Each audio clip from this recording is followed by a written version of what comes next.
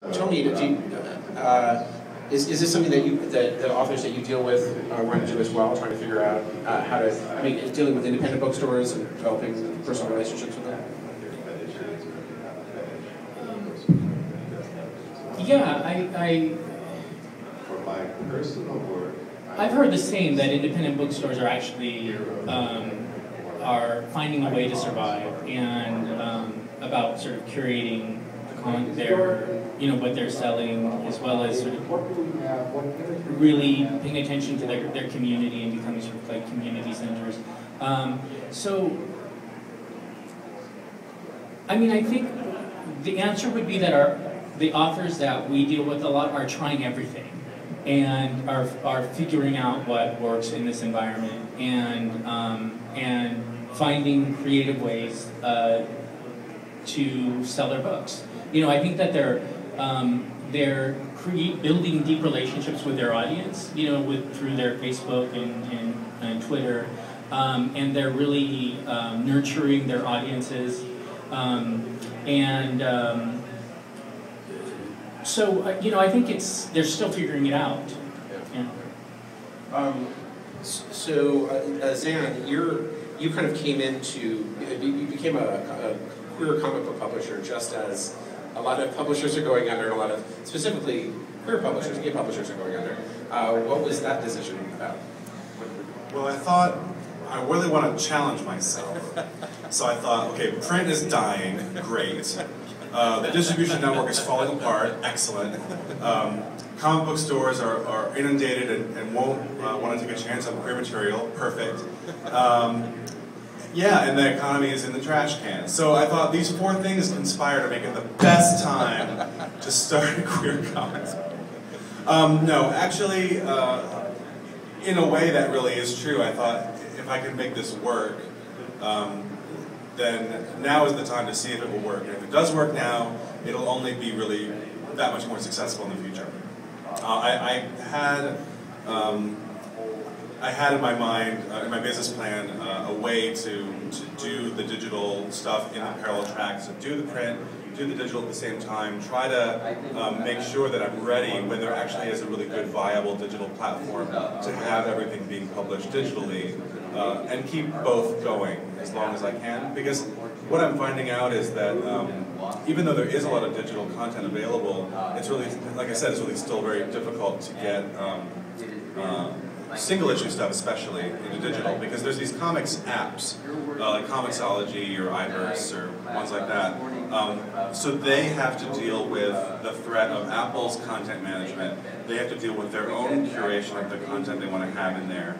And so you have these double whammies of content review that they just don't want to take anything that doesn't fit into like Marvel DC mode. So I haven't had any success at all with getting single issues published digitally. And the problem with that is that that's the way you would give somebody a taste of something that's relatively cheap, that they will get hooked and want to buy a bigger book. And so the iBooks thing is great. I mean, all the books are half price digitally on iBooks, but that's still a pretty significant expense because the books are big and they're a 240-page long book. $15 digital is not cheap. You know, it's not an impulse buy. So, so I think that I'm just kind of riding it out right now. I'm doing a lot of direct stuff to. Doing a lot of conventions, like BentCon is such a perfect fit for us. So we actually got this big double booth at the front and tried to go all out and make it a big celebration of the year of conventions. But direct sales at conventions, direct sales on the internet. I have a few stores that I work with that sell a lot. Like the Beguiling in Toronto actually ordered half of my orders from Diamond for Rainy Day Recess, David Kelly's collection of Stevens comics. They were half of those orders because they are pushing it really heavy to libraries. And so, and I just got another order from them for like 50 or 100 copies of a book. I mean, this is a book, a thick book. And they're finding homes for these books, and they're doing a great job. So I want to maintain the relationships like that with those retailers who are going the extra mile. But it's much harder to kind of crack the distribution to a whole bunch of stores at once.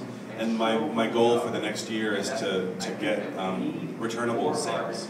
I want stores to be able to order the books and have the option to return the unsold copies. A lot of, like, Bookazine would do that. When I used to work with Bookazine through Prism Comics, when we sold our guide through them.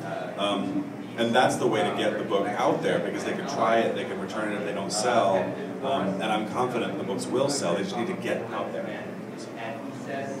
Alex, Yowie, you do Yowie, and Yowie has its own history, its own kind of culture around it. Does it also have its own kind of publishing world and marketing and distribution world? Well, one thing it has is a definite niche audience on the web. I'll introduce myself a little bit here. What I've always done from the very beginning, I haven't had many illusions that I'm going to make a lot of money with my comics, so I've sort of always been in it for the glory. And so one thing that made a lot of sense to me early on, also because I'm an internet guy and I like cool internet companies, is this idea of the freemium model, where you're giving content away for free, with then perhaps offering something extra for money.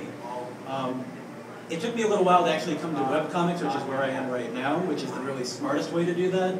Originally, I had a mailing list, and you sign up for my mailing list and you get to receive my comics for free online as free PDF downloads.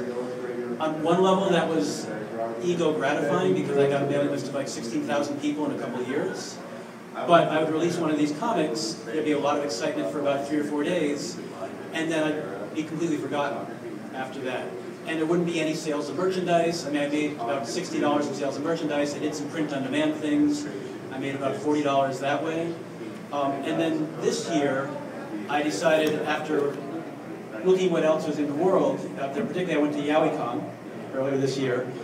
Again, I had a mailing list at that point, about 19,000 people. Nobody knew who I was, even though I was writing for a Yowie audience. But everyone knew about Tea House and Starfighter, which are the 2 webcomics, the 2 big Yowie webcomics out there. And so I said, maybe I should put a webcomic up. And I'm thinking, page a week, is there any reason to do that? The reason to do that is it builds momentum. So that's when I started putting up my sci-fi webcomic, Artifice. So we have our android deacon, and the boy he was supposed to kill. Didn't do that. And the exciting thing there is that there is this built-in audience. It's particularly for women and younger women who want to read this work. They're not necessarily going to go into a bookstore, particularly not a direct market comic book store, which can be situated as a boys' club.